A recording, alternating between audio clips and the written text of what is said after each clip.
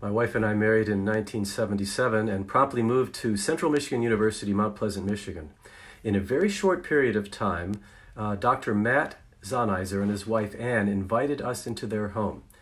He was very declarative. We're going to get together. You're going to get together with Bob and Alice Snyder, some lifelong friends of theirs, and we're going to do community together. And we met, I think it was at least every other week on Fridays in their home, sharing a meal, which was very important to us. So we got free food whenever we could. We were dirt poor back then. But more importantly was that it really taught me about community and how, more senior, more wise people can mentor the next generation. So during this time, I spent a lot of time with Matt. I was a musician and he was a professor of religion, but he would speak around the area. Often little tiny churches would ask him to speak, and he would take me along, and I'd play guitar and sing, and he would speak. So I got a good sense of his theology, his perspective on life. He had been a missionary to Egypt, Haiti. He'd had a very rich life experience. He was raising 3 children, and so I watched this couple who was clearly, 2 steps ahead of these newlyweds, raising children, doing life together. And Matt's values were really clear. He was very consistent. He was very egalitarian in perspective. Everybody's equal. And so when we played basketball, he would not go skins. He said, if my wife can't take her shirt off, I'm not taking my shirt off. So Matt was always shirts. That was, a little odd maybe, but very consistent with his determination to be true to his own ethics and values. And this I saw permeated throughout my experience with Matt. He was a tremendous leader, very influential in my life, but very humble style. So he really emulated for me this humble leadership.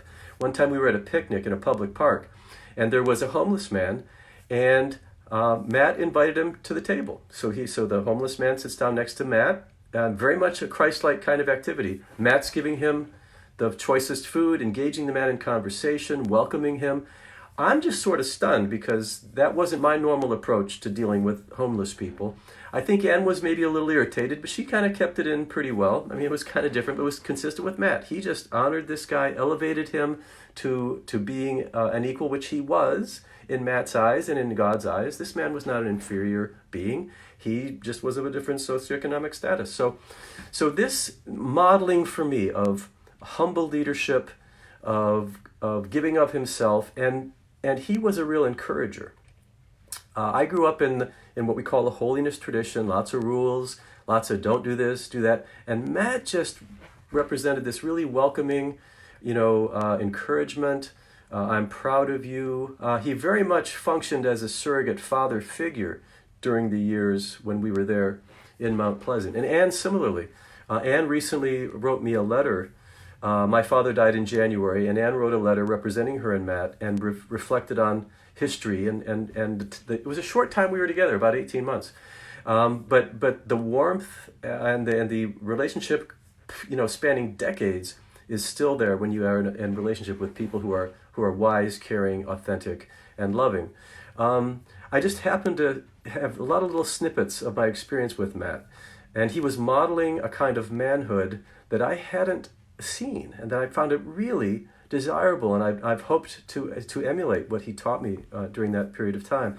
They moved while we were still there, so we had about 18 months of fellowship with them, and then he took a position at a Christian university, and was moving. And I just happened to be there when his good friend, I think his name was Jerry, came over to the house, and they just wept on each other's shoulders. And I had not really seen men acting like that. This was the 70s, come on.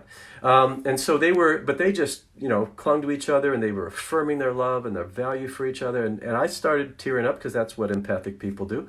And that really struck me. I mean, here was a man who I really admired, openly expressing his love to another man, openly embracing. And if you're in the current Christian culture, that isn't all that bizarre. Many churches now are much more affectionate, but that was odd in the 70s. That was a first for me. So I saw humble leadership. I saw authentic egalitarian values, a willingness to look odd for what he believed in, and a pervasive kindness and gentleness. But he was also a bit of a perfectionist, and he had high standards, which I also value. As I recall, he made his oldest boy learn how to switch hit in baseball. And that isn't an easy thing to do, but he was, kind of urging his son on to excellence. That son later became a clinical psychologist, so he earned his PhD, carried forth at least a semi-respectable tradition, being a psychologist. So I just wanted to share a little bit of Matt with you. They still reside in the Central States. I haven't communicated directly with him in years. In fact, Anne's letter to me was the first direct communication. But I tell stories about Matt all the time. I talk about my mentors of what does Jesus look like. What would Jesus look like if he was walking around us today? And Matt is one of those people. I'm telling you these stories to encourage you to reflect upon who has shaped you, who warrants a little bit of repetitive storytelling. And I want to welcome you to tell me your stories about people that influence you. Just write them out in comments. And they can be as long as you want them to be. We will, that's the beauty of Facebook. There's a whole lot of space there. We can share stories. And I'm going to be sharing several stories of people, both alive and dead, that have really shaped my life. And I want you to do the same. Feel free to just tell me who deserves gratitude, who deserves praise. Whatever is excellent, think on these things. See where this is coming? This is Philippians 6:9. Whatever is worthy of praise, true, excellent, think on these things. So let's get a little nostalgic sometimes in this time of intense stress. Let's share some stories of people that are worthy of praise, that were excellent, and that we are grateful for having known in our lives. Talk to you soon.